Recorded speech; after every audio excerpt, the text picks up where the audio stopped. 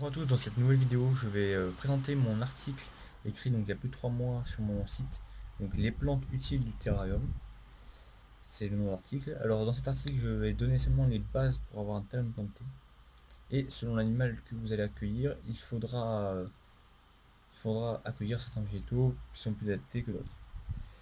Et donc je dis dans cet article que je ferai prochainement un article plus précis selon l'environnement de votre terrarium, et j'ai déjà fait un e-book gratuit sur la conception d'un fond de- sur la conception entière d'un décor de terrarium pour moins de 50 euros.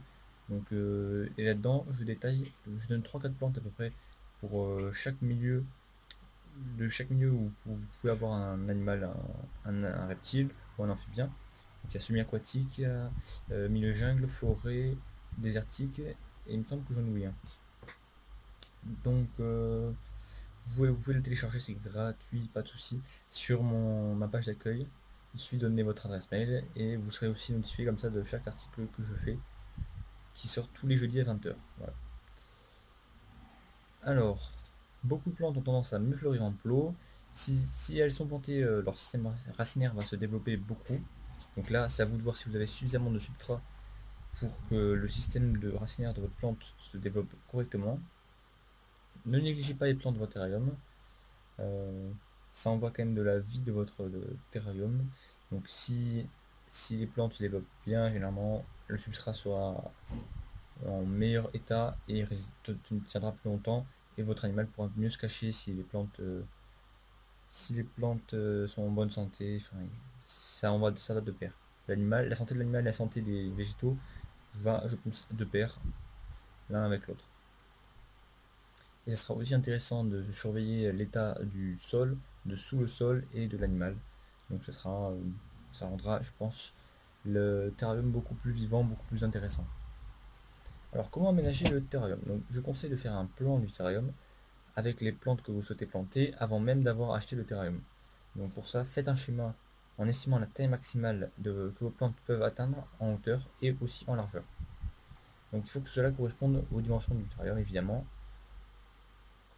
Faites un plan très simple, mais c'est comme tout, il faut un plan pour pas se perdre. Pas besoin d'être très précis, ça sera pas au centimètre près, vous embêtez pas. Mais c'est un plan assez clair selon ce que vous souhaitez planter, selon l'animal que vous souhaitez avoir, selon la taille de votre terrain. Voilà, tout simplement. Et selon les aérations aussi. Parce que les aérations, si l'aération est très proche d'une plante, ça peut varier son état. Ça dépend s'il y a beaucoup de courant d'air là où vous stockez le terrarium ou pas. Donc ça, c'est à prendre en compte, mais c'est pas très important. Alors, les plantes pour un terrarium désertique. Donc, pour un terrarium désertique, alors il y a les cactus à épines et les cactus laineux. Donc, les cactus à épines sont plutôt à privilégier pour les reptiles qui ont des écailles épaisses et robustes. Et les cactus laineux sont plutôt adaptés aux invertébrés.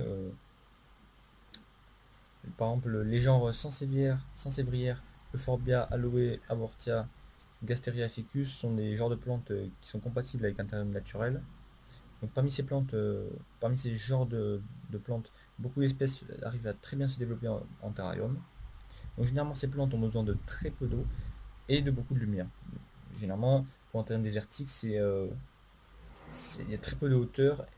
C'est un terrain généralement très horizontal, donc normalement ça ne devrait pas poser de soucis. Alors, donc faites attention aux très gros reptiles qui peuvent essayer de manger les plantes ou les écraser. Et les plantes qui sont souvent petites les cactus sont souvent petits avec peu de racines. Donc pas besoin d'avoir un très très grand substrat, mais ça peut être intéressant quand même. Ça, ça peut être intéressant. Donc les cactus sont une période où il ne faut pas les arroser pour produire un peu une sécheresse. Donc c'est plutôt en automne et en hiver chez nous, donc en métropole je dis ça.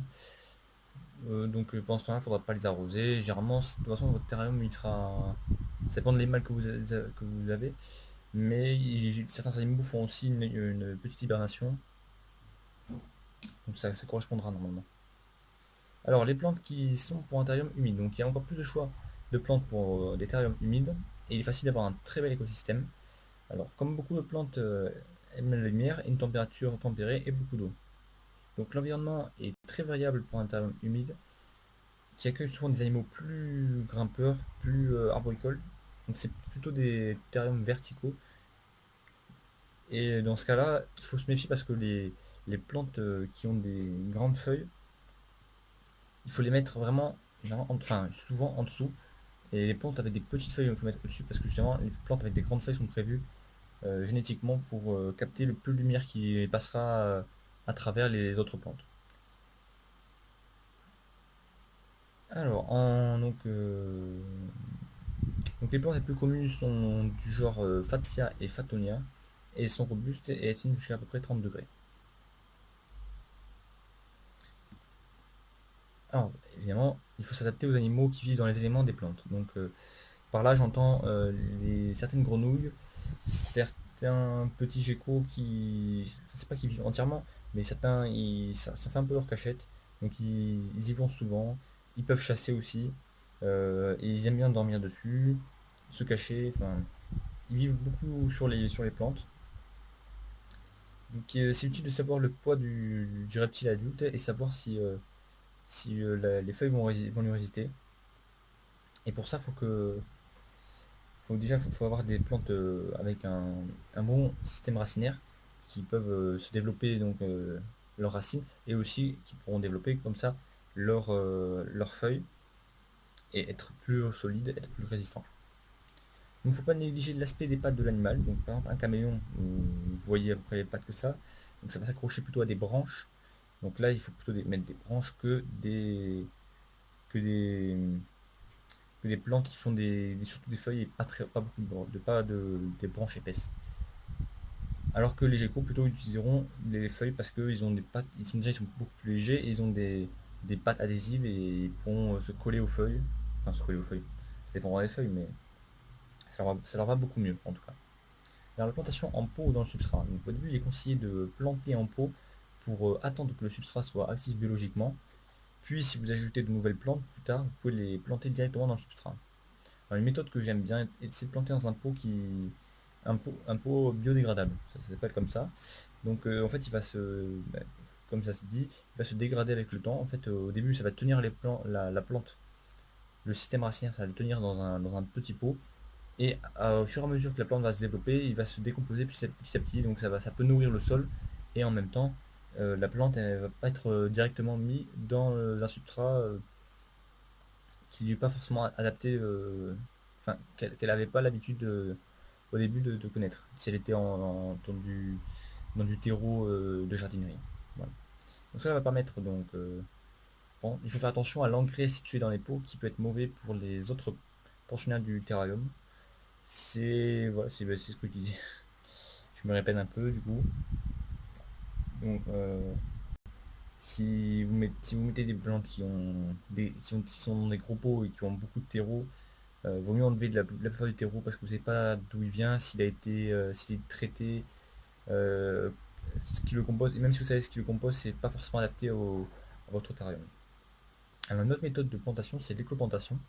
Alors l'écoplantation, c'est planter les éléments du décor par exemple, dans un tronc d'arbre ou dans un crâne, ou dans une cavité, enfin c'est planter pas directement à même la terre, si vous voyez ce que je veux dire. Donc cette méthode elle peut être bonne si vous prévoyez cela à l'avance. Il faut pour ça utiliser des plantes assez petites et avec des racines qui ne remontent pas. Donc l'éco-plantation est une méthode complémentaire. Vous pouvez utiliser les trois méthodes citées dessus pour obtenir un terrarium harmonieux. Voilà. L'éco-plantation, c'est un plus. C'est pas plus utile que ça, mais ouais, c'est sympa, ça peut être sympa. Alors les engrais, donc soyez vigilants si vous avez des amphibiens, ils ont une résistance très faible aux engrais. Donc si vous élevez un reptile herbivore, il se peut qu'il mange la plante, et dans ce cas utilisez des engrais foliaires avec parcimonie. Donc la plupart des plantes, elles ont besoin de différents engrais, et c'est un élément à prendre en compte avant de choisir ces plantes. Donc faites attention aux engrais contenant des sels minéraux aussi. Alors les engrais c'est même pas nécessaire forcément pour toutes les plantes que vous possédez. Et en conclusion, alors pour chaque terrarium et écosystème, il va y avoir différentes plantes à utiliser. Donc à vous de vous renseigner selon l'animal choisi, la taille du terrarium et la taille des plantes. Donc les cactus, elles ont besoin de peu d'eau, et de beaucoup de lumière, au contraire de plantes de forêt. Donc il y a trois types de plantation. Vous pouvez privilégier la plantation en pot pour des plantes peu robustes. Quant aux plantes robustes, plantez-les directement dans le substrat. Les engrais ne sont pas forcément nécessaires, en tout cas choisissez-les bien, surtout pour des amphibiens et des reptiles herbivores. Voilà, donc si vous avez aimé cet article, n'hésitez pas si vous avez aimé cette vidéo qui retransmet l'article, n'hésitez pas à le partager, liker, vous abonner pour avoir accès à toutes mes prochaines vidéos. J'essaierai d'en sortir 3 par semaine au début pour résumer mes articles plus vite que je les écris. Et dans un second temps, je publierai des vidéos plus exclusives, plus pratiques et plus intéressantes, je l'espère. Voilà, bonne journée, au revoir.